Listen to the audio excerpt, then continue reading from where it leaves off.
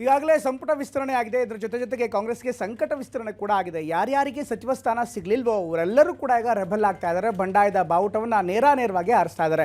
ಒಂದು ಕಡೆಗೆ ಕೃಷ್ಣಪ್ಪ ಬೆಂಬಲಿಗರು ಹೋರಾಟವನ್ನು ಮಾಡ್ತಾ ಇದ್ದಾರೆ, ಮತ್ತೊಂದು ಕಡೆಗೆ ಯಶವಂತ ರಾಯಗೌಡರು ಈಗಾಗಲೇ ರಾಜೀನಾಮೆಯನ್ನು ಕೊಟ್ಟಿದ್ದಾರೆ. ಬೇಳೂರು ಗೋಪಾಲಕೃಷ್ಣ ಕೂಡ ನಾನು ರಾಜೀನಾಮೆ ಕೊಡೋದಕ್ಕೆ ಮುಂದಾಗ್ತಿದ್ದೀನಿ ಅಂತ ಹೇಳ್ತಾ ಇದ್ದಾರೆ. ಹೀಗಾಗಿ ಸಾಕಷ್ಟು ತೊಂದರೆ ಆಗ್ತಾ ಇದೆ.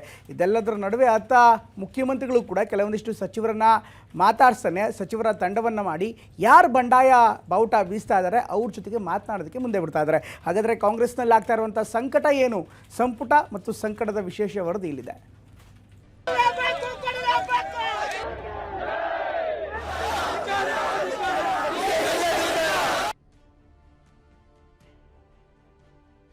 ಮಾತು ಕೊಟ್ಟು ಅವರು ವಿಫಲರಾಗಿದ್ದಾರೆ. ನಾನು ಅದಕ್ಕೆ ರಿಸೈನ್ ಮಾಡ್ತಾ ಇದ್ದೇನೆ.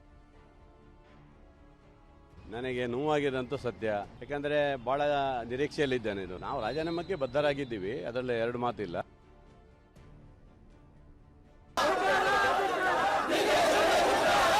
ಮಾನಸಿಕ ನೋವಾಗಿದೆ. ಕಾರಣಗಳು ಏನು ನಮಗೇನು ಹೇಳಿಲ್ಲ. ಇವರು ಚೀಫ್ ಮಿನಿಸ್ಟರ್ ಆದಾಗಲೇ ರಾಜೀನಾಮೆ ಕೊಡ್ತಿದ್ದಾನೆ, ಇದ್ರಾಗ ಇರಲ್ಲ ಅಂತ ಹೇಳಿದ್ದೆ. ಯಾರು ರೆಸಿಗ್ನೇಷನ್ ಕೊಟ್ಟರೆ within few minutes I am going to accept. ರಾಜೀನಾಮೆ ಕೊಡೋದ್ರೆ ಕೊಟ್ಟೋಗಿ ಅಂತ, ಅದು ಅವರ ಶೈಲಿ.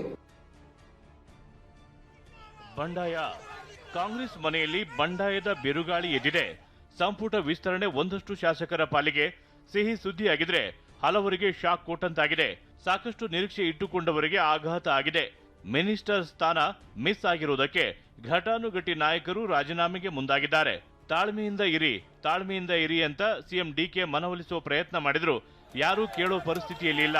ಆಕ್ರೋಶ ಸ್ಫೋಟಗೊಂಡಿದೆ, ಅಸಮಾಧಾನ ಭುಗಿಲೆದ್ದಿದೆ. ಮಾತು ಕೊಟ್ಟು ಅವರು ವಿಫಲರಾಗಿದ್ದಾರೆ. ಸೊ ಅವ್ರ ಜೊತೆ ಮುಂದುವರ್ಲಿಕ್ಕೆ ನನ್ನ ಮನಸ್ಸಿಲ್ಲ. ಆ ವಿಧಾನಸಭೆ ಒಳಗೆ ಮುಂದುವರ್ಲಿಕ್ಕೆ ಮನಸ್ಸಿಲ್ಲ ನನಗೆ. ನಾನು ಅದಕ್ಕೆ ರಿಸೈನ್ ಮಾಡ್ತಾ ಇದ್ದೇನೆ. ರಾಜೀನಾಮೆ ಅಸಮಾಧಾನ ಸಿಎಂ ಡಿಕೆ ಹಾಗೂ ಹೈಕಮಾಂಡ್ಗೆ ಆಘಾತ ಅಲ್ಲದಿದ್ರು ಟೆನ್ಷನ್ ಅಂತೂ ತಂದಿಟ್ಟಿದೆ. ನಿನ್ನೆಯಷ್ಟೇ ಇಂಡಿ ಕ್ಷೇತ್ರದ ಶಾಸಕ ಯಶವಂತ ರಾಯಗೌಡ ಶಾಸಕ ಸ್ಥಾನಕ್ಕೆ ರಾಜೀನಾಮೆ ಕೊಡೋ ಮೂಲಕ ಮೊದಲ ವಿಕೆಟ್ ಪತನಗೊಂಡಿದೆ. ಇದೀಗ ನಾನು ರಾಜೀನಾಮೆ ಕೊಡ್ತೀನಿ ಅಂತ ಶಾಸಕ ಬೇಳೂರು ಗೋಪಾಲಕೃಷ್ಣ ರಾಜೀನಾಮೆ ಹಾದಿ ತುಳಿಯುವ ಎಚ್ಚರಿಕೆ ಕೊಟ್ಟಿದ್ದಾರೆ. ನನಗೆ ನೋವಾಗಿದಂತೂ ಸತ್ಯ, ಬೇಜಾರಾಗಿದ್ದಂತೂ ಸತ್ಯ. ಯಾಕಂದರೆ ಭಾಳ ನಿರೀಕ್ಷೆಯಲ್ಲಿದ್ದೇನೆ ಇದು ಆಗ್ಬೋದು ಅಂತೇಳಿ. ಯಾಕಂದರೆ ಹಿಂದೆ ಅವರಿಗೆಲ್ಲ ಕೊಟ್ಟಿದ್ರು, ನಮಗೊಂದು ಅವಕಾಶ ಕೊಡ್ತಾರೆ ಅಂತ ಇದ್ದೀವಿ, ಆಗಲಿಲ್ಲ. ಬಹುಶಃ ಹೈಕಮಾಂಡಲ್ಲಿ ಯಾವ ತಪ್ಪಾಗಿದೆಯೋ ಇಲ್ಲಿ ತಪ್ಪಾಗಿದೆಯೋ ನನಗೆ ಗೊತ್ತಿಲ್ಲ.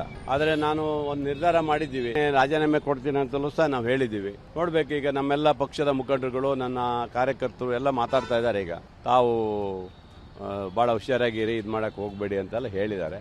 ನೋಡೋಣ, ಪಕ್ಷದ ಮುಖಂಡರು ಕಾರ್ಯಕರ್ತರ ಒತ್ತಡನೂ ಅದೇ ಇರೋದ್ರಿಂದ ನಾನು ಇವೆಲ್ಲ ಮಾತಾಡ್ತಾ ಇದ್ದೀವಿ. ಒಂದಿಷ್ಟು ಜನ ಮಾತಾಡಿ ನಾನು ತೀರ್ಮಾನ ಮಾಡಿ ಏನು ಮಾಡ್ಬೇಕನ್ನೋದು ನಾನು ಮಾತಾಡ್ತೀನಿ. ಒಂದು ನಿನ್ನೆ ಹೇಳಿಕೆಯನ್ನು ಕೊಟ್ಟಿದ್ದೀರಿ, ನಾನು ರಾಜೀನಾಮೆ ಕೊಡ್ತೀನಿ 10 ಗಂಟೆಗೆ ಅಂತ. ಆ ನಿರ್ಧಾರಕ್ಕೆ ಬದ್ಧವಾಗಿದ್ದೀರಾ? ನಾವು ರಾಜೀನಾಮೆಗೆ ಬದ್ಧರಾಗಿದ್ದೀವಿ, ಅದರಲ್ಲಿ ಎರಡು ಮಾತಿಲ್ಲ.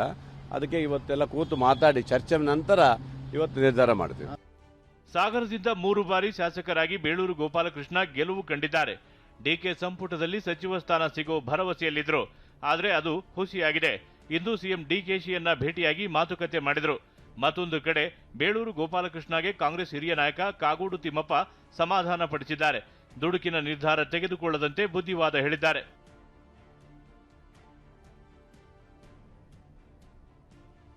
ರಾಜೀನಾಮೆ ಕೊಟ್ರೆ ಅಂಗೀಕರಿಸ್ತೀನಿ ಎಂದ ಸಿಎಂ ಡಿಕೆಶಿ. ನಿನ್ನೆ ತಾಳ್ಮೆಯ ಪಾಠ ಹೇಳಿದ್ದ ಸಿಎಂ ಡಿಕೆಶಿ ಇವತ್ತು ಖಡಕ್ ಎಚ್ಚರಿಕೆ ಕೊಟ್ಟಿದ್ದಾರೆ. ರಾಜೀನಾಮೆ ಕೊಟ್ರೆ ತಕ್ಷಣವೇ ಅಂಗೀಕರಿಸ್ತೀನಿ, ರಾಜೀನಾಮೆ ತಡೆಯೋಕೆ ಆಗೋದಿಲ್ಲ ಅಂತ ಖಡಕ್ ಆಗಿ ಹೇಳಿದ್ದಾರೆ. ಸಾಮೂಹಿಕ ರಾಜೀನಾಮೆ ಕೊಡ್ಲಿಕ್ಕೆಲ್ಲ ಮುಂದಾಗಿದ್ದಾರೆ ಸರ್. ಯಾರು ನೋಡಿ, ರಾಜೀನಾಮೆ ಕೊಡೋರು ಇವೆಲ್ಲ ರಾಜಕೀಯದಲ್ಲಿ ನಡೀತಾ ಇರೋದು. ರಾಜೀನಾಮೆ ಕೊಡೋರ ಬಗ್ಗೆ ಯಾರು ತಡೆಯಕ್ಕಾಗಲ್ಲ. ಪಾರ್ಟಿ ಬೇಕು, ಅವ್ರಿಗೂ ಭವಿಷ್ಯ ಬೇಕು ಅಂತಂದ್ರೆ ಪಕ್ಷ ಇದ್ರೆ ಇದು. ನನಗೆ ರಾಜೀನಾಮೆ ಕೊಡ್ಬೋದೈತಲ್ಲ. ನಾನು ಧರ್ಮಸಿಂಗ್ ಕಾಲದಲ್ಲಿ, ಬೇರೆ ಕಾಲ ಸಿದ್ದರಾಮಯ್ಯ ಕಾಲದಲ್ಲಿ ಎಲ್ಲ ನನ್ನ ಮಂತ್ರಿಗೆ ತಪ್ಪಿಸ್ತಾರಾದಾಗ ನಾನು ಪರಮೇಶ್ವರ್ ಇಬ್ರು ತಾಳ್ಮೆಯಿಂದ ಇರ್ಲಿಲ್ವಾ? ನಿನ್ನೆ ಯಾರು ಹೇಳಿಲ್ವಾ? ನಾನು ವೀರೇಂದ್ರ ಪಾಟೀಲ್ ಕಾಲದಲ್ಲಿ ಬಂಗಾರಪ್ಪನವ್ರಿಗೆ ಕೊಟ್ಟಿರ್ಲಿಲ್ಲ, ಖರ್ಗೆ ಸಾಹೇಬ್ರಿಗೆ ಕೊಟ್ಟಿರ್ಲಿಲ್ಲ, ಧರ್ಮಸಿಂಗ್ಗೆ ಕೊಟ್ಟಿರ್ಲಿಲ್ಲ. ಅವರೆಲ್ಲ ಚೀಫ್ ಮಿನಿಸ್ಟರ್ ಆಗ್ಲಿಲ್ವಾ? ಇವೆಲ್ಲ ಪೇಷನ್ಸ್ ಇಂದ ಈ ಸಂದರ್ಭದಲ್ಲಿ ಇರಬೇಕಾಗ್ತದೆ. Party is very much important. ಯಾರು ರೆಸಿಗ್ನೇಷನ್ ಕೊಟ್ಟರೆ within few minutes I am going to accept. ಯಾರು ರೆಸಿಗ್ನೇಷನ್ ಕೊಟ್ಟರೆ within few minutes I am going to accept. ಸಚಿವ ಸ್ಥಾನ ಕೈತಪ್ಪಿದ ಹಿನ್ನೆಲೆಯಲ್ಲಿ ಗುಬ್ಬಿ ಶಾಸಕ ಶ್ರೀನಿವಾಸ್ ಕೆಎಸ್ಆರ್ಟಿಸಿ ಅಧ್ಯಕ್ಷ ಸ್ಥಾನಕ್ಕೆ ರಾಜೀನಾಮೆ ಘೋಷಿಸಿದ್ದಾರೆ. ನಾಳೆ ರಾಜೀನಾಮೆ ಕೊಡ್ತೀನಿ ಎಂದಿದ್ದಾರೆ.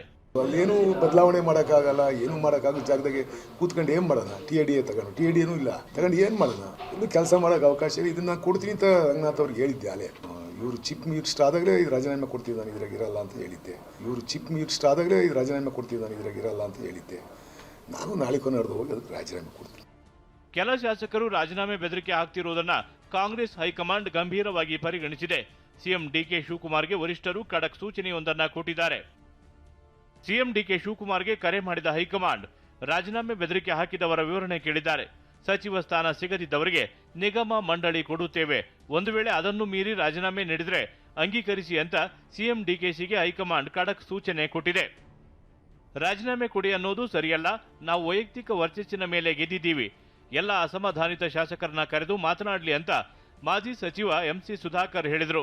ಇವತ್ತು ಮುಖ್ಯಮಂತ್ರಿಗಳ ಕೆಲವು ಹೇಳಿಕೆಗಳ ಬಗ್ಗೆ ನನಗೆ ಮಾಧ್ಯಮ ಸ್ನೇಹಿತರು ಕೇಳಿದ್ರು, ರಾಜೀನಾಮೆ ಕೊಡೋದ್ರೆ ಕೊಟ್ಟೋಗಿ ಅಂತ. ಅದು ಅವರ ಶೈಲಿ.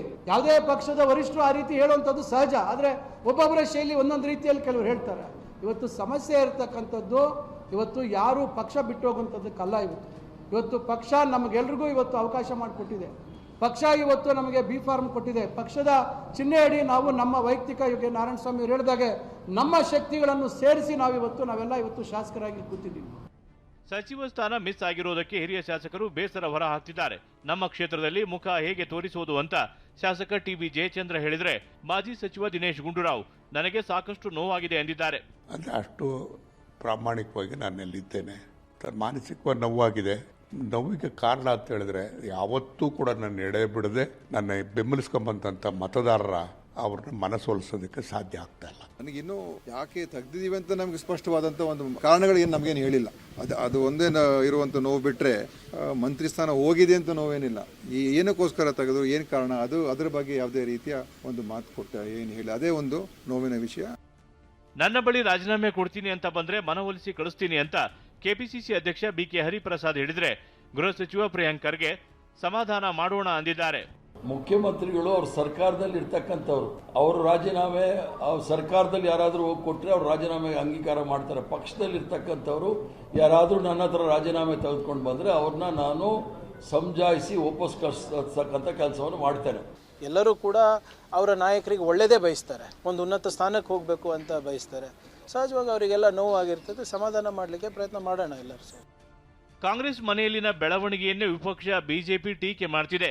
30ರಿಂದ 40 ಶಾಸಕರು ರಾಜೀನಾಮೆಗೆ ತಯಾರಿದ್ದಾರೆ ಅನ್ನೋ ಮಾಹಿತಿ ಅಂತ ವಿಪಕ್ಷ ನಾಯಕ ಅಶೋಕ್ ಬಾಂಬ್ ಹಾಕಿದ್ದಾರೆ.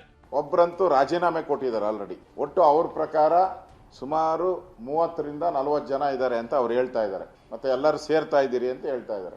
ಹೈಕಮಾಂಡೇ ತೀರ್ಮಾನ ತಗೊಂಡ್ಬಿಟ್ಟಿದೆ.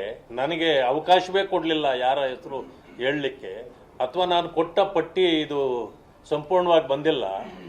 ಅದರಿಂದಾಗಿ ಅವ್ರದ್ದು ಹೋದ್ರೇನು ಬಂದ್ರೇನು ನನಗೆ ಹೈಕಮಾಂಡ್ ಇದು. ಯಾಕಂದ್ರೆ ಹೈಕಮಾಂಡ್ ಮೇಲೆ ಈಗ ಬಹಳ ಸಿಟ್ಟಿದೆ ಅವ್ರಿಗೆ. ಸಿಟ್ಟಿರೋ ಕಾರಣ ಭವಿಷ್ಯ ಯಾರಾದರೂ ಕೊಟ್ಟರೆ ತಗೊಬಿಡ್ತೀನಿ ಅಂತ ಹೇಳಿದ್ದಾರೆ. ಬಹಳ ಜನ ಸೀನಿಯರ್ಸು ಕಾಂಗ್ರೆಸ್ನಲ್ಲಿ ಹಲವಾರು ಬಾರಿ ಶಾಸಕರಾಗಿರ್ತಕ್ಕಂಥವ್ರು, ಆಸೆ ಇಟ್ಕೊಂಡಿರ್ತಕ್ಕಂಥವ್ರು ರಾಜೀನಾಮೆ ಕೊಡ್ತೇವೆ ಅಂತಕ್ಕಂಥದ್ದು ಕೂಡ ಸಹಿ ಹಾಕಿದ್ದಾರೆ. ಆದರೆ ರಾಜೀನಾಮೆ ಅಕ್ಸೆಪ್ಷನ್ ಆಗಬೇಕಲ್ಲ. ಇದು ಕೇವಲ ಬ್ಲ್ಯಾಕ್ ಮೇಲ್ ತಂತ್ರವೋ ಏನೋ ಅಂತಕ್ಕಂಥದ್ದು ಅವ್ರವ್ರ ಪಾರ್ಟಿಗೆ ಬಿಟ್ಟಿರ್ತಕ್ಕಂಥ ವಿಚಾರ. ಇದ್ರ ಬಗ್ಗೆ ನಾನೇನು ಹೆಚ್ಚು ಪ್ರತಿಕ್ರಿಯೆ ಕೊಡೋದಿಲ್ಲ, ಕಾದ್ ನೋಡೋಣ. ಎಲ್ಲಾ ಸಮುದಾಯಕ್ಕೆ ಪ್ರಾತಿನಿಧ್ಯ ಕೊಟ್ಟು ಸಚಿವ ಸಂಪುಟ ವಿಸ್ತರಣೆ ಆದರೂ ಹಿರಿಯ ಶಾಸಕರ ಅಸಮಾಧಾನ ಭುಗಿಲೆದ್ದಿದೆ. ಕೆಲವರಂತೂ ರಾಜೀನಾಮೆಗೆ ಮುಂದಾದ್ರೆ ಮತ್ತೊಂದಿಷ್ಟು ಮಂದಿ ಪ್ರತಿಭಟನೆ ಮೂಲಕ ಒತ್ತಡ ತಂತ್ರ ಹಾಕ್ತಿದ್ದಾರೆ. ಇದನ್ನ ಗಂಭೀರವಾಗಿ ಪರಿಗಣಿಸಿದ ಹೈಕಮಾಂಡ್ ರಾಜೀನಾಮೆ ಕೊಟ್ರೆ ಅಂಗೀಕರಿಸಿ ಅಂತ ಸಿಎಂಗೆ ಖಡಕ್ ಸೂಚನೆ ಕೊಟ್ಟಿದೆ. ಪ್ರಮೋದ್ ಜೊತೆ ಹರೀಶ್, ಟಿವಿ9 ಬೆಂಗಳೂರು.